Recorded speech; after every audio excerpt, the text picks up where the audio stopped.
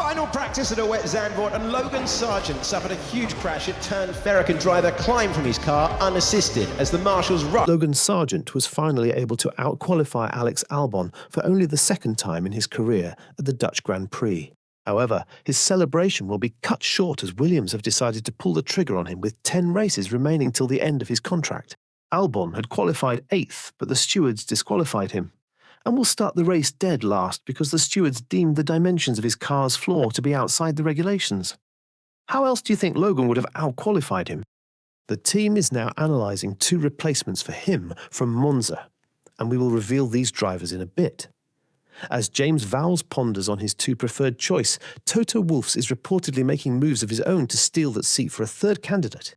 Vowles, a man who looked like he could get along with anyone, has finally lost his cool. If you can get a character like James Vowles mad, then we can all conclude that your case is beyond redemption. Vowles bitterly explained that he wasn't all too angry as mistakes happen, but he was mad as Sargeant took a stupid risk in the wets in an insignificant free practice 3, a lap which had little correlation on the overall performance of the team on Sunday.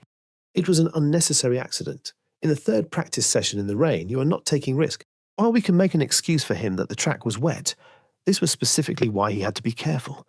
Sargeant was going for a lap when he veered onto a patch of grass, lost his grip and pinned the car into the barrier, which caught flames. The team lost every bit of the car in the inferno, and they bitterly lamented that only the chassis of the wreckage was salvageable.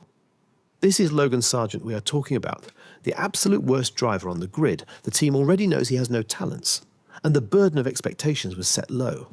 They would be content with him just getting back the car in one piece, even if he finishes a race 2 laps behind the winner. This reckless driving by the Americans has completely destroyed the hard work of the engineers who had toiled overtime to get the package ready. 100 people worked on our big upgrade for weeks and worked their fingers sore so that we could use 2 cars with the new parts. And then everything was ruined within a second. The team with its over 1,000 workforce had been ecstatic to hear the news of Carlos Sainz's signing. Vowles had described that he had never seen a group of people so happy when he first broke the news of Carlos's signing to them. He described the euphoria as something he would never forget. But now, we can begin to understand why the team was so happy to have Sainz around. Apparently, it was not much because they loved Sainz. They would have been that happy to get any other driver on the grid aside Sargeant. And to the big news of today, it has now been reported in the German publication, Auto, Motor and Sport, that the team is putting in place preparations to replace the American for the rest of the season. According to this source, the team is currently considering Mercedes' reserve Mick Schumacher as well as Red Bull's Liam Lawson. The choice of the team is hinged on their need to work with a driver who has some experience. The only thing working in Schumacher's favour is the fact that Mercedes is Williams' engine supplier. More so, Vowles was an ex-Mercedes engineer before he left to lead the project at Williams. This close relationship is expected to play a pivotal role in bringing the German into the team. But Mick is not considered a safe bet by Williams, a team that is operating on a budget. Mick, in his last season with Haas, was notorious for crashing their cars as headlined by the accident in Monaco where he split the car in 2. This has made some people feel that Liam Lawson could get the nod, but Wolff will not be happy if Williams are to train a Red Bull driver. Wolff himself is now reportedly eyeing that seat for Antonelli. Sargeant has always been a horrendous driver, and Wolff wanted that seat for Antonelli long before now.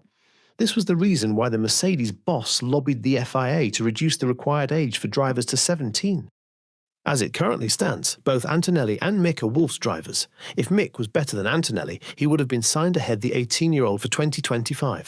So why would Toto give Mick the seat at Williams when he has a better driver who is desperate for time in an F1 car? But we would like to hear your thoughts on who should get the nod. Williams, a team owned by the American company, Dorrington Capital, decided to bring in an American driver with the hope that that would be great for marketing in the most lucrative American market. That is a similar playbook to Audi, who signed a German driver, Hülkenberg, in order to attract German sponsors. But Williams' little experiment is now off by his horrendous crash at Zandvoort. A bad driver is never going to bring you any meaningful sponsorship after all. This is our bit on this one. This is Front Lockout, signing off.